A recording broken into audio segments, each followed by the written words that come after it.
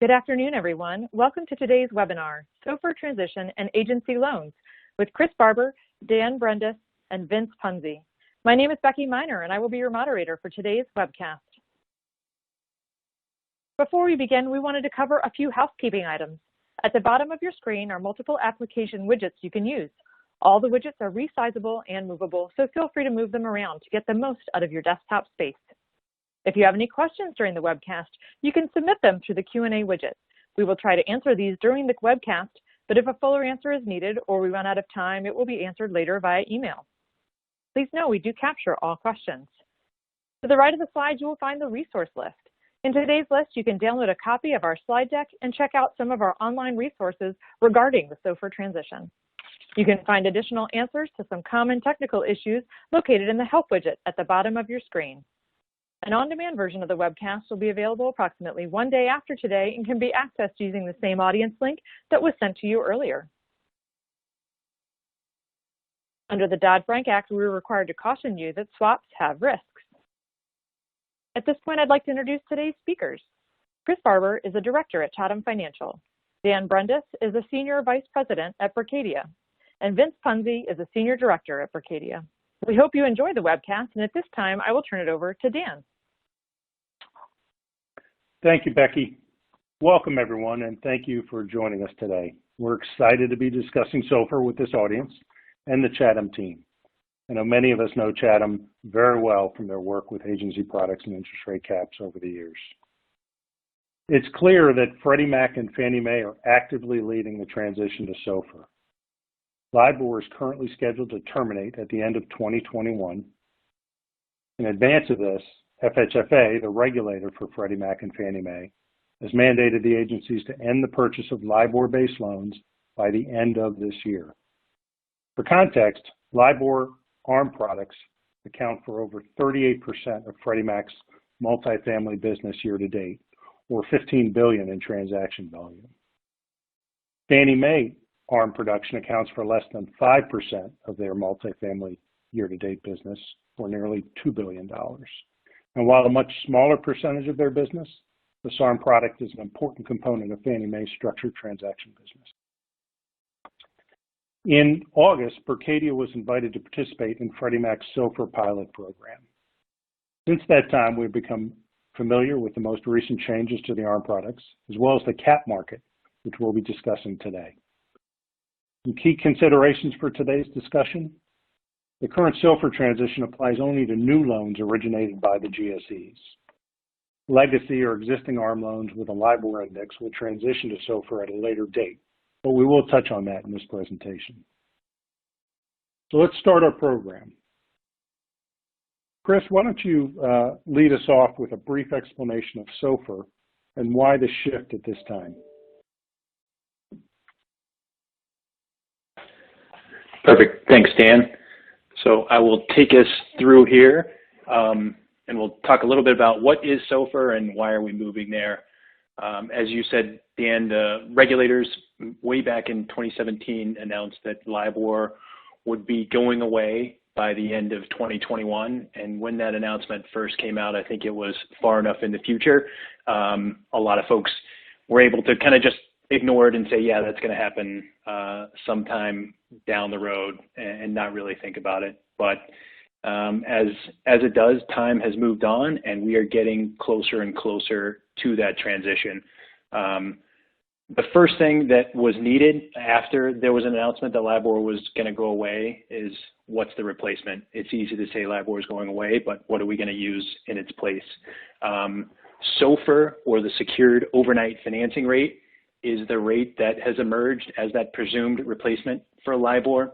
It is a transaction-based index, unlike Libor. Libor, some of the problems with it were that, or are that, it was open to manipulation. It was simply a survey of banks asking them where they would borrow on an unsecured basis and on a term structure in the interbank market. Having them submit that rate is fine.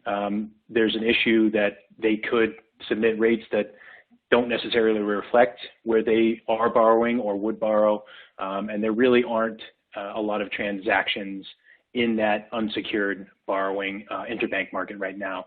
So SOFR has stepped in, the secured overnight financing rate, and is the rate that will take over once either loans transition or as Freddie and Fannie are doing now, saying we're going to move on, we're going to take this new rate, and it's going to be the rate that loans and caps are based on for those borrowers going forward. There is a market that's about $800 billion every day, and that market is folks borrowing cash and using Treasury securities for collateral on an overnight basis. Those trades are cleared, and the way that SOFR is derived is by looking at all of those trades from the previous day, taking a volume-weighted median of those trades, cutting out the highs and lows and special trades in there, but essentially taking a volume-weighted median of those trades and publishing a rate that reflects what it cost yesterday to borrow overnight in that repo market. The idea is that this rate, being a secured rate, is closer to reflecting a risk-free rate, and because it's based on transactions that are observable, it's not open for manipulation, and it should be a good reflection of where things are actually happening in the market. This new rate, SOFR, should, like LIBOR, tend to follow the Fed funds target over time. Unlike LIBOR, it is, like I said, a daily rate, so you will see spikes and movements when folks at the end of quarters or at the end of years are moving to put a lot of cash on their balance sheet. For example, you can see that SOFR daily rate spike. If you look at this graph, back in September of 2019, there was a pretty significant spike. A lot of it was driven by cash payments being due and tax payments being due. But if you look over time, there's definitely not a smooth line the way you see LIBOR moving. The other difference in the way SOFR should function in the market is that back in March, when we saw a couple of emergency rate cuts from the Fed, there was a dislocation of LIBOR from that Fed funds target. LIBOR is an unsecured rate, and what happened is that we saw the Fed funds target move very quickly down to zero. It took LIBOR almost a full month to move down in lockstep. The idea that looking at SOFR will take away some of that volatility and take away some of that chance for dislocation because it is a secured rate. If we look at the next page, it's essentially a table of showing where we are now and where we're going. On the right is LIBOR, where we are now, and on the left is SOFR, where we're going. A couple things in here that I mentioned already. SOFR is obviously pretty new. It's been around since 2018, so you can track it back for 2 years, but beyond that, it didn't exist. So it's definitely in its infancy, and we're growing the markets along with this transition. LIBOR's obviously been around for a long time. A big difference is that LIBOR is a forward-looking rate. SOFR is a backward-looking rate. As I mentioned, the SOFR rate that you see today is reflective of what someone borrowed overnight yesterday. The LIBOR rate is an indication of what rates would be over various terms, either overnight or 1 month or 3 months. It's a forward-looking reflection of where folks think they would trade or where they think they would borrow. Because SOFR is so new, LIBOR has been around for so long, there's actually a huge disparity in the size of the derivative market right now. There's a big disparity, obviously, in the size of the loan market, but the derivative market for SOFR right now, over the first half of the year, there was about $250 billion in traded notional, which sounds like a very big number until you compare it to the $63 trillion of LIBOR transactions over that same time period. So that LIBOR market is still 250 times larger than that SOFR derivative market. We obviously expect that to change over time, but that's where we are now. That's a little bit of background of what SOFR is and where we are now. Perfect. Thank you. Thank you, Chris. So Vince, maybe you could talk about the current state of new agency SOFR loans and some of the cap issues and requirements that we're encountering. Okay, great. Thanks, Dan. Yeah, and I guess I'll start off by just echoing your earlier point. The agencies do seem to be furthest along in this transition. We have not seen it impact pricing. SOFR and LIBOR spreads have remained the same level. From an underwriting side, we're using the same strike rates, so no impact there. For borrowers that have legacy LIBOR caps, there has not been any discussion to my knowledge that agencies will require a change prior to the cap maturity. The one caveat I would make to that, though, is there is language in the current Fannie cap that calls for a change at cap provider's discretion when LIBOR goes away. But other than that, there's been no discussion that we will need or any client will need to transition their existing LIBOR cap prior to the maturity. In terms of what we're seeing for new SOFR loans, and at this point, Fannie and Freddie are only offering up SOFR. Fannie Mae, on their floating rate products that do not have embedded caps, they're going to require a SOFR cap to be purchased. With Freddie Mac, they're providing an option. You could either purchase a LIBOR or a SOFR cap, and initially that was looked at favorably. Generally speaking, up until a few weeks ago, LIBOR caps were cheaper than SOFR caps, but that's changed right after Labor Day. Freddie made some adjustments to the cap agreement language, and since then we've seen the LIBOR caps go up. So moving forward, we're simply recommending to clients to purchase a SOFR cap along with their SOFR loan.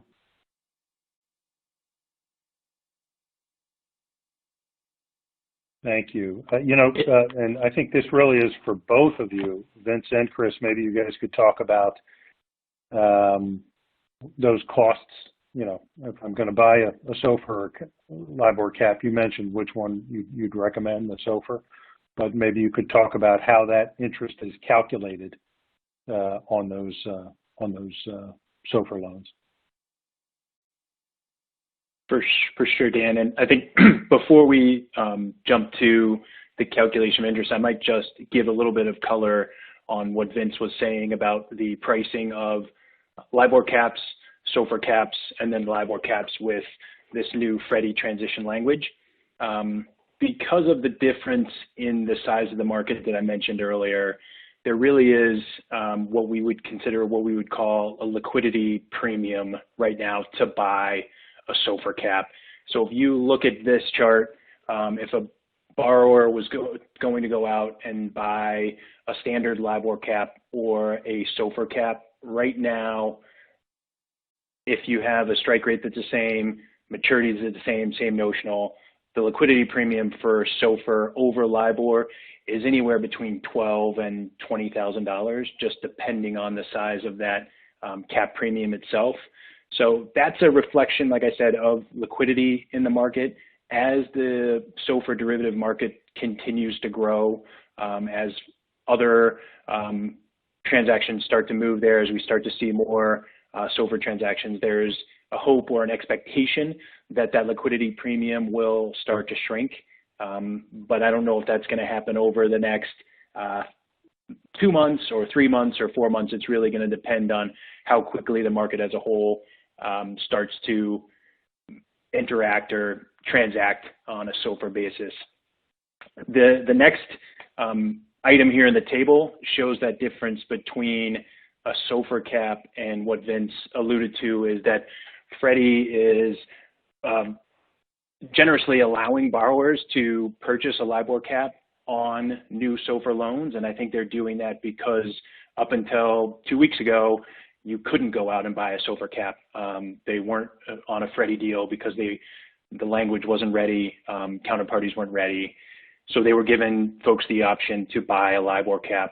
That would have been fine and would have been a cheaper option, but they've added some transition language that gives Freddie the actual ability to decide when that interest rate cap moves from SOFR to LIBOR, and that optionality has a cost to it, and it's right around $5,000 kind of across the board right now in terms of what the market is charging for that difference.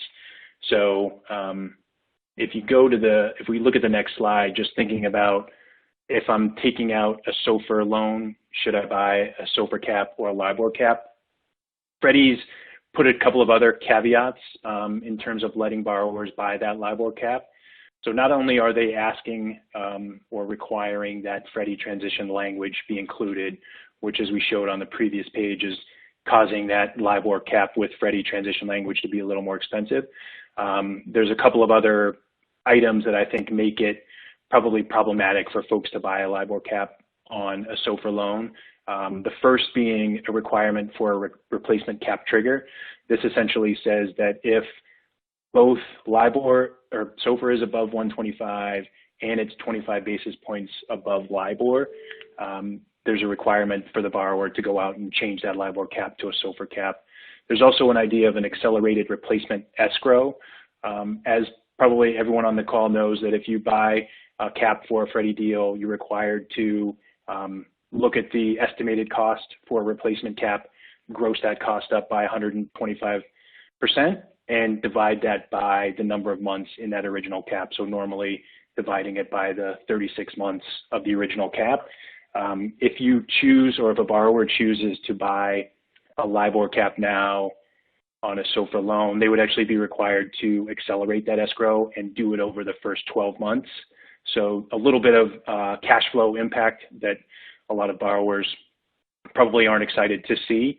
And then the fourth kind of obstacle to buying a Libor cap for a SOFR loan is just the basis difference. If you're buying a Libor cap on a SOFR loan, there is that basis risk that the two rates won't follow each other. So as Vince said, I think most of the conversations we've been having end up where a Libor cap doesn't make a lot of sense if a borrower is taking out a SOFR loan.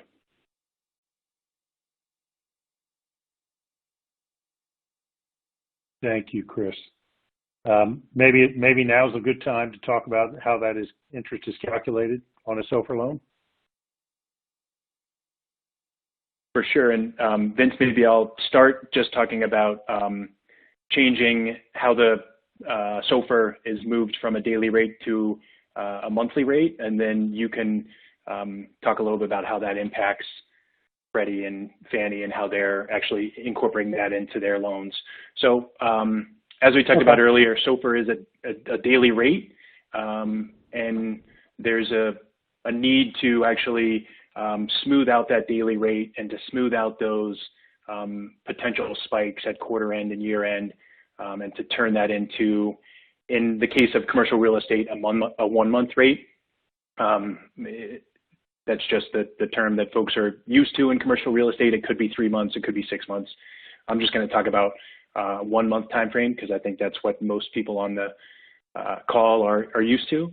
So there would be a couple of ways to take a daily rate and turn it into a 1 month rate. One way to do that would be to simply take the average over a given tenor, simply look back 30 days and take the average rate.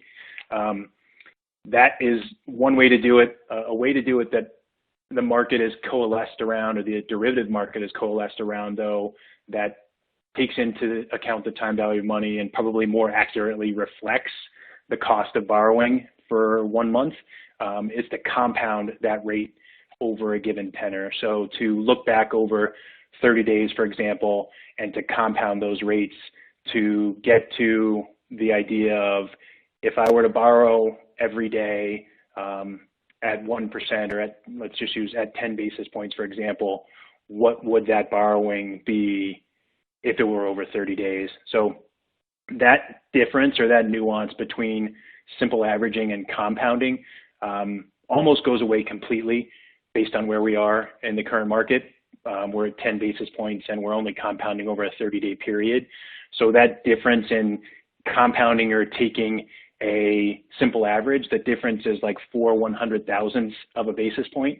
As rates move higher, though, you could see that start to, you actually be able to see the difference. If rates were in the 1 basis point or 1% range, for example, you'd see about a 3 basis point difference in taking a simple average or taking a compounded rate at 3 basis point higher or 3/100ths of a basis point, sorry, higher using a compound. So right now the derivative market is coalescing around using that compounded rate and using that compounded rate in arrears. So waiting till the end of the interest period and then going back 2 days and looking at what the compounded rate is looking back 30 days for those last 30 days. So the New York Fed is actually publishing 30, 90, and 180-day compound averages that for every day look back those given number of days and compound those rates to give you that rate for today. Yeah, this is Vince. The only thing I would add to that, Chris, is as it relates to Freddie and Fannie, we are applying SOFR in advance to calculate the payments. So an example of that would be, let's say September 1st, we're going to determine the rate by using a 30-day compound look back that you just described. And then that rate will calculate the payment as of September 1st, but it will be due on October 1st. So we'll know well in advance what our payment will be.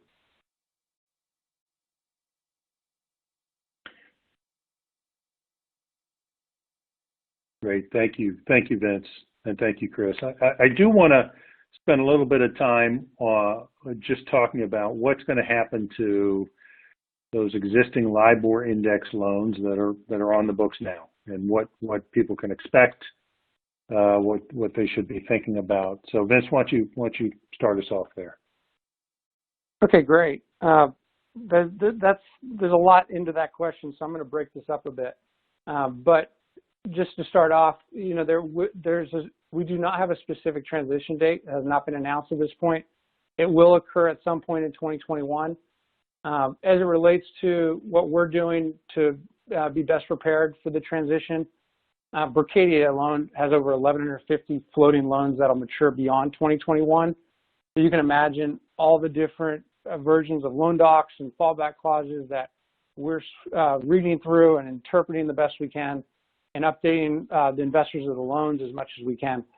What we're really waiting for is the Alternate Reference Rates Committee.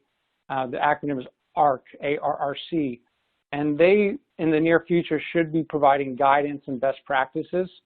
Once they publish those best practices, I think the expectation is that the industry will follow those guidelines for that transition. As it relates to how we are going to transition LIBOR over to SOFR, what that looks like, there will be an adjustment factor to SOFR when that transition does occur. The loan docs also mentioned that factor could be plus or minus, and that's at lender's discretion. I know that's made some folks nervous. I've had a few clients call me about that. From our perspective, I wouldn't be too concerned about that. There are already companies like Bloomberg that are publishing these daily adjustment factors.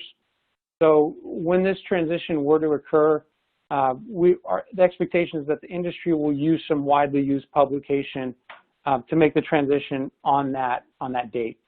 The one other thing, though, that I would like to mention, because everyone's talking about the transition from LIBOR to SOFR, and it shouldn't be a big deal, but just more so you're aware, on future SOFR loans where you're using SOFR docs, we do expect another transition at a later date.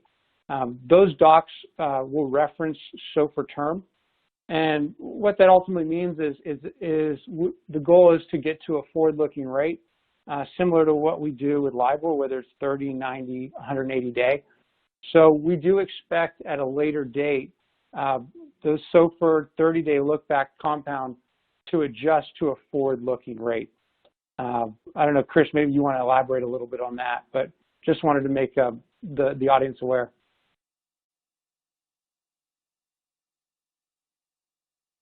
Sure, Vince. And I think just to, I think the move from looking at that compound rate in advance to a term structure, I think the difference there will be pretty small.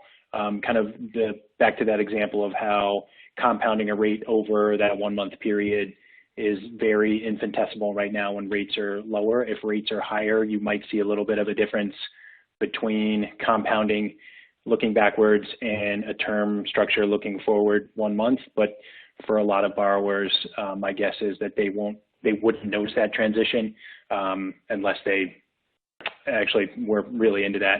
Here's just a quick chart, though, of, Vince, what you were talking about in terms of that spread adjustment. So once loans move from LIBOR to SOFR, there is contemplated to be this adjustment. Right now, the ARC is recommending a 5-year look back at the median spread between the two. That spread right now on a 1-month basis is about 11 basis points. So the way that you would get to that fallback rate in the future would be just to take that SOFR, that compounded SOFR right now, that 30-day compounded SOFR, add this spread adjustment, and that, like you said, would be set at the beginning of the period, and folks would know what their interest expense is over time. Hey, thanks, Chris, and thanks, Vince. I'm looking at the clock. I want to get one more question in, and that is, what else, and Chris, maybe even start us here, what else are you watching between now and the end of the year? I know we've got some key dates and whatnot, but what are some things people should be focused on?